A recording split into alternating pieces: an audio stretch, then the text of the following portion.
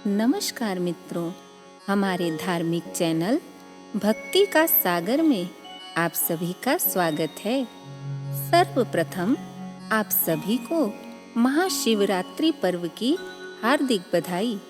वैसे तो शिवरात्रि हर महीने में आती है, लेकिन महाशिवरात्रि साल में एक बार आती है। यह पर्व आनंद, उमंग और उत्साह के साथ साथ आध्यात्म और शिवत्व को प्राप्त करने का भी विशेष पर्व है। तो चलिए आज हम आपको शिवरात्रि की व्रत कथा सुनाते हैं और इस पर्व का महत्व बताते हैं। एक शिकारी था। शिकार करके वह अपने परिवार का पालन पोषण करता था। उसने एक साहूकार से कर्ज लिया था, लेकिन समय पर वह कर्ज नहीं चुका पाया। इस पर क्रोधित साहूकार ने उसे बंदी बना लिया। साहूकार ने शिकारी को बंदी बनाकर एक शिव मठ में रखा। संयोग से उस दिन शिवरात्रि थी और साहूकार अपने पूरे परिवार के साथ वहां पूजा अर्चना करने आया था। शिव मठ में शिवरात्रि की कथा चल रही थी, जिसे शिकारी ने भी सुना। शाम होने पर साहूकार ने शिकारी को अपने पास बुलाया और कर्ज चुकाने के बारे में बात की। शिकारी ने अगले दिन सारा कर्ज चुकाने का वचन दिया। तब साहूकार ने उसे मुक्त कर दिया। साहूकार का कर्ज चुकाने की इच्छा लेकर शिकारी जंगल में शिकार करने गया। दिन भर भूखा प्यासा रहने के कारण वह बहुत व्याकुल था। जंगल में शिकार की खोज करते करते रात हो गई। तब उसने जंगल में ही रात बिताने का निश्चय किया। एक तालाब के किनारे बेल का एक पेड़ था। वह उसी पर चढ़कर बैठ गया और रात बीतने की प्रतीक्षा करने लगा। बेल वृक्ष के नीचे एक शिवलिंग था जो पत्तों से ढका हुआ था, इसलिए शिकारी को उसके बारे में पता न चला। पेड़ पर चढ़ते समय बेल के कुछ पत्ते टूटकर शिवलिंग पर गिर गए। इस प्रकार दिन भर भूखे प्यासे रहे शिकारी का व्रत भी हो गया और शिवलिंग पर बेल पत्र चढ़ने से पूजा भी हो गई।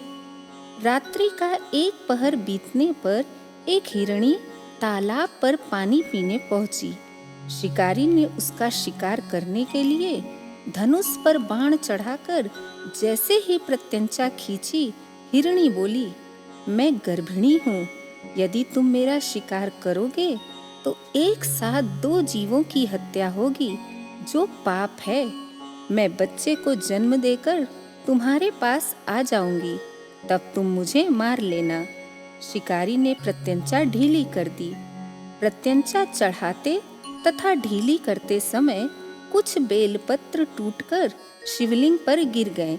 इस प्रकार अनजाने में ही शिकारी के हाथों प्रथम पहर का पूजन भी संपन्न हो गया। कुछ ही देर बाद एक और हिरणी उधर से निकली। शिकारी ने धनुष पर फिर से बाण चढ़ाया। तब हिरणी ने उससे निवेदन किया कि हे शिकारी, मैं अपने पति की खोज में भटक रही हूँ। उनसे मिलकर मैं शीघ्र ही तुम्हारे पास आ जाऊंगी। यह सुनकर शिकारी ने उसे भी जाने दिया। रात्रि का अंतिम प्रहर बीत रहा था। इस बार भी धनुष पर बाण चढ़ाते समय कुछ बेलपत्र शिवलिंग पर जा गिरे और इस प्रकार दूसरे प्रहर की पूजा भी संपन्न हो गई। शिकारी शिकार की प्रतीक्षा कर रहा था कि तभी एक अन्य हिरणी अपने बच्चों के साथ उधर से निकली। शिकारी यह मौका नहीं गंवाना चाहता था। वह तीर छोड़ने ही वाला था कि हिरणी बोली, हे शिकारी, मैं इन बच्चों को इनके पिता के हवाले करके लौट आऊंगी। इस समय मुझे जाने दो। शिकारी हंसकर बोला, सामने आए शिकार को मैं नहीं छोड़ सकता। इससे पहले मैं 2 बार अपना शिकार खो चुका हूँ। मेरे बच्चे भूख से व्याकुल हो रहे होंगे। यह सुनकर हिरणी बोली, जैसे तुम्हें अपने बच्चों की चिंता सता रही है, वैसे ही मुझे भी। मेरा विश्वास करो, मैं इन्हें इनके पिता के पास छोड़कर तुरंत लौट आऊंगी। मैं तुम्हें वचन देती हूँ। हिरणी की बात सुनकर शिकारी को दया आ गई और उसने हिरणी को जाने दिया। शिकार की प्रतीक्षा में और भूख प्यास से व्याकुल शिकारी बेल पत्र तोड़ तोड़ कर नीचे फेंकता जा रहा था, जो शिवलिंग पर गिर रहे थे। सुबह होने ही वाली थी कि तभी एक हिरण वहां आया। उसे देखकर शिकारी ने जैसे ही धनुष पर बाण चढ़ाया, हिरण करुण स्वर में बोला, हे शिकारी, यदि तुमने मुझसे पूर्व आने वाली 3 हिरणियों तथा उनके बच्चों को मार डाला है, तो मुझे भी मारने में देर न करो, ताकि मुझे उनके वियोग का दुख न सहना पड़े, क्योंकि मैं उन हिरणियों का पति हूँ। और यदि तुमने उन्हें जीवन दान दिया है, तो कुछ क्षण मुझे भी जीवन देने की कृपा करो। मैं उनसे मिलकर शीघ्र ही तुम्हारे पास आ जाऊंगा। हिरण की बात सुनकर शिकारी की आंखों के सामने रात की सारी घटना आ गई। उसने बीती रात की सारी घटना हिरण को बताई। तब हिरण ने कहा, जिस प्रकार तुमने मेरी उन 3 पत्नियों पर विश्वास करके उन्हें छोड़ा है, वैसे ही मुझे भी जाने दो। मैं शीघ्र ही उन सब के साथ तुम्हारे समक्ष उपस्थित हो जाऊंगा। यह सब सुनकर शिकारी ने हिरण को भी जाने दिया।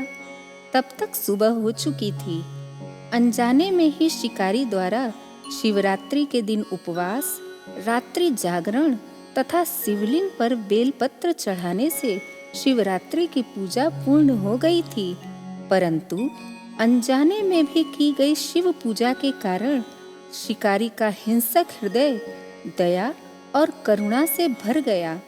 थोड़ी देर बाद जब वह हिरण और उसका परिवार अपने वचन को निभाने के लिए शिकारी के सामने आया, तो जंगली पशुओं की ऐसी सत्यता, सात्विकता एवं परिवार के प्रति प्रेम भावना को देखकर शिकारी का हृदय परिवर्तन हो गया और उसने मृग परिवार को जीवन दान दे दिया।